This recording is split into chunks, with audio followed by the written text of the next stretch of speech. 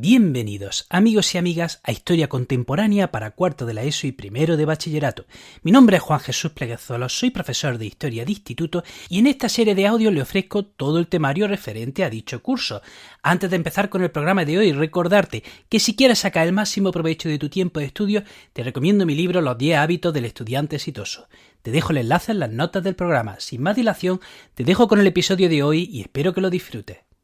Hoy vamos a hablar de un tema apasionante, vamos a hablar de un tema de una época en la que el mundo se dividió en dos, y casi una parte se pelea con la otra parte, en el que casi llegamos a una guerra que hubiese sido la última guerra mundial. Vamos a hablar de la Guerra Fría. La Guerra Fría hace referencia a ese periodo de la historia que empieza cuando termina la Segunda Guerra Mundial y llega hasta el año 91. Y en ese periodo de la historia, como hemos dicho, el mundo literalmente se divide en dos, un bloque comunista y otro bloque capitalista. ¿Quién lidera el bloque capitalista? Los Estados Unidos. ¿Quién lidera el bloque comunista? La URSS. ¿Y qué sucede con ambos bloques? Pues que se enfrentan, pero no de forma directa. ¿Por qué? Porque ambos bloques habían entrado en una carrera armamentística, en una competición por ver quién construía el arma más mortal, el arma más letal, y ambos bloques, tanto Estados Unidos como la URSS, llegaron a la conclusión de que si se enfrentaban de forma directa, no iba a ganar nadie y llegarían a lo que llamaron la destrucción mutua asegurada. Así que, como no se podían enfrentar de forma directa en lo militar, se enfrentaban de forma directa. Y cual padre y madre que le dice a los niños, no juguéis en el salón de la casa que me vaya a romper el jarrón, que hicieron Estados Unidos y la URSS, se fueron a países de África, América y Asia a hacer la guerra. Así es como se enfrentaban de forma indirecta. Se iban a un tercer país, la URSS apoyaba un bando, Estados Unidos apoyaba otro bando y nada, y que se maten ellos. Así evitaban los daños en sus propias casas y evitaban eso que he dicho, que es la destrucción mutua asegurada. También se enfrentaron en otros campos, como puede ser la economía, el deporte, la ciencia. Eso es la Guerra Fría, todo eso es la Guerra Fría. Pero bueno, vamos por partes. Vamos a hablar de los precedentes de la Guerra Fría que se dan entre el año 45 y el año 47. Miren, todo empieza en la conferencia de Potsdam en el verano del 45. Alemania acaba de ser derrotada en mayo y se convoca la conferencia de Potsdam para diseñar la posguerra, y ahí empiezan los recelos entre la URSS, Reino Unido y Estados Unidos. No se están poniendo muy bien de acuerdo qué hacer con Alemania, qué hacer con el mundo de la posguerra, y ahí empiezan ya los enfrentamientos. A esto hay que sumarle la cuestión de Irán. Estados Unidos le dice a la URSS que se vaya de Irán. Por otro lado, resulta que la URSS había liberado varios países del este, de los nazis, y la URSS ya no se quería ir de esos países del este. Se suponía que la URSS iba a convocar elecciones democráticas y no lo hace. De hecho, consolida e impone regímenes comunistas en cada uno de los países del este que la URSS iba ocupando. Y esto a Estados Unidos le causa mucho recelo porque se suponía que la URSS debía convocar elecciones libres y democráticas. Bueno, pues la URSS no lo hace. Impone regímenes comunistas en cada país del este que ha ocupado y que ha liberado de los nazis. Por otro lado, comienza la guerra civil en Grecia entre aquel bando procomunista y aquel bando pro-occidental. Y los comunistas son derrotados en el año 46. Y por otro lado está, ¿qué carajo hacer con Alemania, que está dividida en 4 partes? Y por otro lado, ¿qué hacer con Berlín, que a su vez está dividida en 4 partes? Bueno, pues todos estos conflictos, hemos dicho, la cuestión de Irán, el expansionismo soviético por el este, la guerra civil en Grecia, la cuestión de qué hacer con Alemania, es lo que desemboca en la Guerra Fría. La Guerra Fría oficialmente decimos que empieza en el año 47, cuando Truman da un discurso en el Congreso y dice que tiene que contener el comunismo, que van a intentar por todo el mundo frenar el comunismo y usarán los medios que sean necesarios. Entonces, la URSS responde.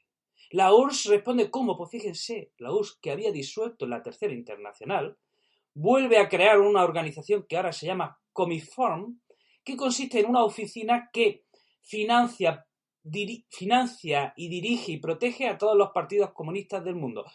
Todos aquellos que quieran, algunos se salieron, pero bien, desde este Comiform, desde esta organización de la URSS, repito, se financian y dirigen todos los partidos comunistas que estén por el mundo. Excepto un par que se escapan, la mayoría se dirigen desde el Comintern. Entonces, Truman desde Estados Unidos intenta poner freno al comunismo. La URSS con su Comintern intenta expandir el comunismo, consolidarlo y bueno, combatir el capitalismo. Otra cuestión que surge en el año 47, miren, en el año 47 la ONU decide dividir Palestina en dos. Una parte sería para los palestinos y la otra parte sería para los judíos. ¿Qué sucede? Pues que los palestinos y las naciones árabes vecinas de Palestina, como eran Jordania y Egipto, no aceptan esa división de Palestina y le declaran la guerra al Estado de Israel. De forma que en el año 48 Israel se declara Estado independiente. Aquí tenemos un segundo conflicto, ¿vale? Que surge en el año 47 y año 48. ¿Qué más? Tenemos que decir que en el año 48 Stalin cierra Berlín, que estaba en la Alemania comunista, estaba a su vez dividida en cuatro, la ciudad de Berlín. Estaba dividida en el sector francés, inglés, americano y ruso. Pero repito, ese Berlín era una isla en la Alemania comunista. Entonces, ¿qué hizo Stalin? Aisló el Berlín occidental, el Berlín de los americanos, de los ingleses y los franceses, lo bloqueó de forma que nadie pudiese entrar a ese Berlín y ese Berlín no se pudiese abastecer. Entonces, ¿qué es lo que hace? ¿Cómo responde a ello Estados Unidos? Con un puente aéreo en el que cada día durante un año varios miles de vuelos iban desde la Alemania occidental proamericana al Berlín occidental. Sobrevolaban la Alemania comunista y abastecían a sus aliados del Berlín occidental que estaban ahí aislados y bloqueados. Llegamos al año 49 y ¿qué sucede? Pues que los ingleses, los británicos y los americanos unen sus partes de Alemania, unen las secciones que estaban ocupando en Alemania y crean un país que se llama la República Federal Alemana. ¿Y cómo responden los rusos? Pues con la Alemania que ellos estaban ocupando crean la República Democrática Alemana. Todo esto está sucediendo, ya digo, en el año 47 y en el año 48. O sea, las cosas van muy rápido. En el año 48, repito, se declara la independencia, Israel se declara como Estado independiente. En el año 48, la URSS cierra Berlín, aísla Berlín durante un año. En el año 49 se crea la República Federal Alemana pro-occidental y la República Democrática Alemana pro-soviética. Bueno, pues llegamos al año 50 y ahora ya sí vienen. Ahora sí, ya sí que la URSS y Estados Unidos van a la guerra, pero como hemos dicho, no van a la guerra de forma directa, van a la guerra de forma indirecta. ¿Dónde? En Corea. En Corea resulta que en el año 49 había triunfado el comunismo en China, así que en el año 50 hay una guerra civil en Corea entre un norte, la Corea del Norte, que es comunista, comunistas que son apoyados por los chinos y por los soviéticos, y una Corea del Sur que es pro-occidental, capitalista, que es apoyada por los Estados Unidos. Y empieza esa guerra en Corea, repito, entre las dos Coreas, la Corea del Norte y la Corea del Sur, cada Corea apoyada por sus aliados, y empieza la guerra durante 3 años. Pero después de 3 años se dan cuenta de que las fuerzas están equilibradas, nadie está ganando, y llegan a una solución temporal. Dicen, mira, vamos a firmar un armisticio, un cese de las armas, no es un fin de la guerra, no es una tregua, es un cese de las armas. Siguen en guerra, pero paran el armamento, paran de darse tiros. Entonces, firman un armisticio en el año 53 y deciden dividir el país en dos, a partir del paralelo 38. Los comunistas se van al norte de Corea, los prooccidentales se van al sur de Corea. Y ese armisticio, esa solución momentánea que empieza en el año 53, señores, ¿cuánto tiempo ha durado? Pregunta, a ver si veis las noticias. ¿Cuánto tiempo ha durado el armisticio que se firmó en el año 53? Pues aún sigue vigente. O sea, Corea del Norte y Corea del Sur, en teoría, están en guerra, ¿vale? No llegaron a firmar la paz en ningún momento. Bueno, pues vamos al segundo conflicto que surge en los años 50. Miren, en el año 52 en Egipto había un dictador que se llamaba Nasser, que aprovechando que los británicos se estaban yendo, del canal de Suez, cogió el tío y nacionalizó el canal de Suez. Dijo, me lo quedo yo. Ese canal de Suez, digamos, que estaba bajo la soberanía británica, porque ellos eran quienes lo habían financiado, los británicos habían sido quienes habían financiado y comprado las acciones que había construido el canal de Suez. Pues, ¿qué hizo Nasser? Cuando los británicos se fueron de ahí, lo nacionalizó y se lo quedó para sí. ¿Qué tiene el canal de Suez? Pues que controla el tráfico entre el Mediterráneo y el Océano Índico. Es importantísimo. ¿Cómo responden las otras naciones? Pues miren, Francia, Reino Unido e Israel en el año 56 inician el ataque a Egipto. En ese momento, la URSS se declara aliada de Egipto. ¿Y qué es lo que hace Estados Unidos? Estados Unidos le pide a sus aliados franceses, británicos e israelíes que frenen, que dejen de atacar a Egipto y que le dejen el canal de Suez a Egipto. Así es como se soluciona este conflicto del canal de Suez. Y bueno, hemos hablado ya de dos conflictos militares, que uno es el de Corea, otro es el del canal de Suez, y vamos a hablar de otros enfrentamientos que tuvieron la URSS y Estados Unidos, pero se enfrentaron no solo en el campo militar, por ejemplo, se enfrentaron en el campo económico. En el año 47, Estados Unidos inicia un plan Marshall para reconstruir Europa. A través de créditos blandos se iba a iniciar la reconstrucción de los países de Europa que estaban destrozados por la Segunda Guerra Mundial y era una manera también de frenar el comunismo. Y para distribuir ese plan Marshall, para distribuir el dinero que Estados Unidos estaba dando a Europa, repito, a través de créditos blandos, se crea la Organización Europea de Cooperación Económica, la OECE, que es el germen de la futura Unión Europea. ¿Y qué es qué hace la URSS? Pues no se queda de brazos cruzados. En respuesta crea una organización que se llama el Comecon para ayudar económicamente a los países del este a los cuales prohíbe pedir la ayuda del Plan Marshall. Repito, frente al Plan Marshall y la OECE, la URSS crea el Comecon. También hay enfrentamientos en el campo militar. Estados Unidos va trazando alianzas militares con sus aliados. Por ejemplo, con los países de Europa del Norte tiene una alianza que se llama la OTAN, Organización del Tratado Atlántico Norte. Con los países del sudeste asiático, Estados Unidos traza otra alianza militar que se llama la SEATO. Con Australia y Nueva Zelanda tiene otra alianza militar que se llama ANZUS. Y luego tiene tratados bilaterales con Japón y Taiwán. Es decir, Estados Unidos va trazando alianzas militares con todas las regiones del mundo para protegerse de una eventual guerra con los comunistas. ¿Cómo responde la URSS? Pues también responde frente a la OTAN, frente a la Organización del Tratado Atlántico Norte que firma Estados Unidos con los países del norte de Europa. La URSS responde con el Pacto de Varsovia, que incluye a la URSS y a todos los países del este comunistas. Y también la URSS firma tratados bilaterales con China, con Corea del Norte, con Vietnam. Lo que hace un bloque tiene su respuesta colateral en el otro bloque. Y bueno, en Estados Unidos, por ejemplo, en los años 50 se empieza una caza de brujas a todo aquel que fuese sospechoso de ser comunista y de estar colaborando con el enemigo. Es lo que le llaman, ya digo, la caza de brujas.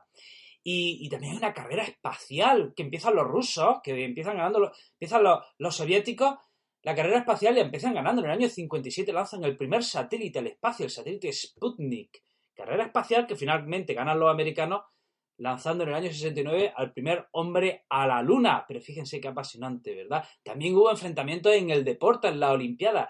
Bueno, ¿qué sucede? Estamos en los años 50, llegamos al año 56 y hay un nuevo secretario, Stalin ha muerto, y hay un nuevo secretario general del Partido Comunista que se llama Khrushchev, que lo que hace es criticar a Stalin e inicia la desestalinización de la URSS. Lo he dicho bien. Ese mismo año, en el año 56, Hungría quiere separarse del ámbito soviético, quiere salirse del mundo comunista. ¿Y cómo responde la URSS? Pues invadiendo Hungría y acallando a los rebeldes, a la rebelde Hungría y reforzando al Partido Comunista.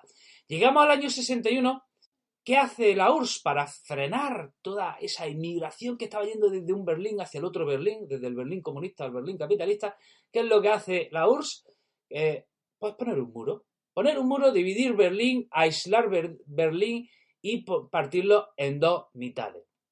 Y ya llegamos al año 62. En el año 62 resulta que en el año 59 había triunfado la revolución cubana, liderada por Fidel Castro, ¿qué hace? Pide ayuda a la Unión Soviética y la Unión Soviética le da ayuda, pero también le dice, mira, vamos a construir una base, mira, vamos a poner misiles balísticos apuntando a Estados Unidos. Y dicen los cubanos, pues sí, venga, ¿por qué no? Y los rusos empiezan a construir, en el año 62, una base para poner misiles apuntando a Estados Unidos. Los Estados Unidos se dan cuenta y ¿qué es lo que hacen? Pues Kennedy ordena el bloqueo a la isla, en octubre del 62. Pone ahí unos cuantos hay barcos militares y bloquean la llegada de barcos rusos con misiles a Cuba. O sea, ahí casi si había alguna ocasión en la que el mundo casi va a una guerra nuclear, fue esta. Finalmente se llega a un acuerdo. Los rusos no instalarían misiles en Cuba y Estados Unidos se comprometía a no invadir la isla. A partir del año 62, imagínense, casi íbamos a la guerra nuclear. Estados Unidos y la URSS se dan cuenta de que, oye, se han pasado, ¿no? Que casi que iban a destruir el mundo, que iban a la guerra nuclear y que iban a destruir el mundo. Y desde Estados Unidos y la URSS dicen, venga, vamos a llegar a algún acuerdo, vamos a relajarnos. Y empieza en el año 62 lo que se llama la época de la distensión. Se trata de cohabitar. Si no se van a entender, o sea, no se trataba de ser amigos, pero por lo menos, de intentar negociar, de intentar convivir en ese mundo, de evitar una guerra nuclear. Así que se establece una línea directa entre el Kremlin y la Casa Blanca, le llaman el teléfono rojo, que no era un teléfono, que era un teletipo, pero así es como se le llama popularmente, el teléfono rojo. También hay países que están hasta las pelotas de lo que se están trayendo la URSS y Estados Unidos, que están usando el mundo como un ring, como un Risk. Y hay una serie de países que deciden salirse, que no quieren estar ni con Estados Unidos ni con la URSS. Y en el año 61 se constituyen como el movimiento de países no alineados. Países, un bloque de países que configuran el tercer mundo y que no quieren estar ni con un bloque ni con el otro. Por ejemplo, en ese bloque de países no alineados tenemos que destacar dos países que van por libre. Una es, por ejemplo, dos países que se salen del bloque comunista. Una es Yugoslavia, que es comunista pero no es aliada de la URSS. Y otro país que es China, que sigue siendo comunista pero que no es aliada de la URSS. Va por libre. De hecho, China, la República Popular China, llega a acuerdos con Estados Unidos y en el año 71 China obtiene un sillón en el Consejo de Seguridad de las Naciones Unidas. Repito, China, siendo comunista, en un momento determinado rompe sus lazos con la URSS, al igual que Yugoslavia. Y bueno, estamos en el año 62, hemos dicho, empieza la época de la distensión. Se trata de convivir, de negociar, de evitar una guerra nuclear, pero a pesar de que ambos bloques quieren negociar, eso no evita los conflictos armados. ¿Cuál es uno de los conflictos armados más famosos? La guerra de Vietnam. Resulta que en el año 54 los franceses tienen que abandonar la Indochina porque han sido derrotados. Los franceses son derrotados y se tienen que largar de allí, así que Vietnam declara su independencia. ¿Pero qué sucede a partir del año 57 en Vietnam? Pues lo mismo que en Corea. En Vietnam se dividen en dos, aquellos que quieren el comunismo, aquellos que quieren el capitalismo, aquellos que quieren ser aliados de la URSS, aquellos que quieren ser aliados de Estados Unidos, y adivinen, adivinanza, ¿quiénes apoyan a cada bando? Pues ya saben, los grandes. Estados Unidos apoya un bando, la URSS apoya a otro bando. Y Estados Unidos empieza mandando unas poquitas tropas. Y luego manda más tropas, hasta que, fíjense, en el año 68, señores, había 500.000 de soldados americanos en Vietnam, pero el ejército americano no podía terminar con la guerrilla vietnamita, el Vietcong, y a la vez que la guerra se estaba alargando mucho, en Estados Unidos empiezan a hacer un movimiento pacifista, un movimiento antiguerra, un movimiento que pedía un no a la guerra, y llega un momento en que los Estados Unidos se retiran de Vietnam y dejan Vietnam para un régimen comunista aliado de la URSS. Ojo, estamos en la época de la distensión. Aunque esté hablando de la guerra de Vietnam, es la época en que la URSS y Estados Unidos intentan hablar, incluso aunque haya ocurrido la guerra del Vietnam, entre el año 72 y 74 la URSS y Estados Unidos deciden llegar a un acuerdo para frenar la proliferación de armas nucleares, en concreto de misiles intercontinentales. Atención, en estos acuerdos SALT acuerdan que ninguna de las dos potencias puede tener más de 2.400 misiles intercontinentales. O sea, solo solo podían tener 2.400 misiles, ¿vale? Solo 2.400, ¿vale? Y también en esos años convocan una conferencia de seguridad y cooperación en Europa, donde van países de la URSS, de aliados de Estados Unidos, van todos allí a Europa a charlar, a hablar de seguridad. O sea, todo esto es la época de la distensión. Pero llegamos al año 79 y esa distensión se va al carajo. A partir del año 79 empieza a haber nuevos focos de conflicto en Etiopía, en Camboya, en Nicaragua, en El Salvador. En todo esto estaban ganando, digamos, el bando prosoviético. Estaban ganando el bando prosocialista. Y Estados Unidos, digamos, estaba perdiendo países de su esfera y de influencia política y económica. Y eso Estados Unidos no lo iba a permitir, pero es que la gota que colmó el vaso fue cuando en Irán, en el año 79, cae el régimen del Shah, que era pro-occidental, pro-americano, es sustituido por una revolución islámica liderada por el ayatolá Khomeini, y ya, o sea, Estados Unidos pierde otro aliado más, que era Irán, y eso ya Estados Unidos no lo puede permitir. Y hasta aquí, en el año 81, llega un político, un presidente a la Casa Blanca, que se llama Ronald Reagan, y este hombre empieza otra vez una política militar, una política armamentística, una política de frenar el comunismo como sea, y inicia una política que se llama un plan que se llama la Guerra de las Galaxias, que hoy día ya se ha puesto vigente. Que la Guerra de las Galaxias consistía en crear un escudo mundial para destruir cualquier misil que se dirigiese a los Estados Unidos. Y bueno, llegamos a finales de los 80 y la URSS empieza a colapsar. La URSS empieza a ir al carajo. Por varias razones. Por varias razones, quizá la principal es la economía. La economía planificada no estaba funcionando. Estaba colapsando. La economía se estaba yendo al carajo. La URSS no podía seguir el ritmo de inversión en armamento que sí estaba llevando a cabo Estados Unidos. La URSS no podía seguirle el ritmo a la inversión tecnológica que se estaba haciendo en Estados Unidos. O sea, estaba agotando a la URSS y la economía estaba colapsando.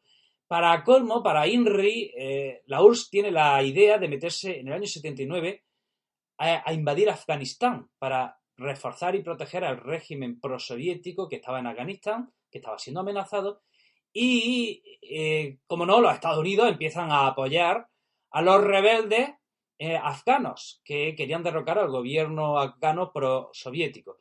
¿Quiénes eran esos rebeldes a los que Estados Unidos estaba apoyando? Pues eran rebeldes islamistas radicales que con el tiempo fueron conocidos como talibanes. Así es, Estados Unidos apoyó a ese movimiento islamista, a esos yihadistas que estaban luchando contra el gobierno afgano. Y con el tiempo, esos rebeldes que tuvieron el apoyo de Estados Unidos se llamaron talibanes. Y en el año 85 hay un nuevo secretario del Partido Comunista, célebre secretario, que es Gorbachev, que este es el que se da cuenta de que esto no puede seguir así, de que la URSS está a punto de irse al carajo, e inicia una política que se llama la perestroika, que se trataba de reestructurar la URSS, de rediseñarla, reformularla, porque lo que había hasta ahora no estaba funcionando. También lleva a cabo una política que se llama la Glasnost, de transparencia, de ser más transparente en la información y en su política. Pero esas reformas que empieza Gorbachev fracasan. Así que Gorbachev empieza a aflojar la cuerda, se da cuenta de que la URSS no puede sostenerse a sí misma y tampoco puede sostener a sus países aliados del este, y empieza a aflojar el control que tenía en los países europeos. Y esto lo aprovechan los países del este para irse liberando del comunismo, ya que veían que la URSS no les iba a invadir militarmente, pues empiezan a deshacerse del comunismo. Y el ejemplo célebre es en el año 89, cuando cae el muro de Berlín. Y bueno, la URSS se está deshaciendo. Gorbachev está a punto de darle ya el finiquito a la URSS. Y en agosto del 91, los nostálgicos comunistas de la URSS hacen un último intento, dan un golpe de Estado para evitar la desmembración de la URSS. ¿Y qué pasó con el golpe de Estado? Que tuvo poco apoyo. Hubo un líder que se llamaba Boris Yeltsin, un líder reformista, que se enfrenta a ese golpe de Estado, y ese golpe de Estado fracasa. Así que en diciembre del 91 se disuelve la URSS. Así que a partir de diciembre del 91 tenemos a Rusia como país independiente, Bielorrusia, Ucrania, las repúblicas del Cáucaso, las repúblicas del Turquestán, todos esos países ya se independizan y a partir de ese diciembre del 91 ya hablamos de Rusia, no hablamos de la URSS. Bueno, amigos y amigas, hasta aquí el programa de hoy. Espero que hayas comprendido algo de la Guerra Fría, espero que hayas disfrutado del programa. Te recuerdo que puedes seguirme en mis redes sociales, en Instagram, el profesor inquieto, en Facebook, Juan Jesús Pleguezolo, si no quieres perderte ninguno de mis proyectos educativos. Te deseo lo mejor, espero que seas muy feliz y te mando un fuerte abrazo.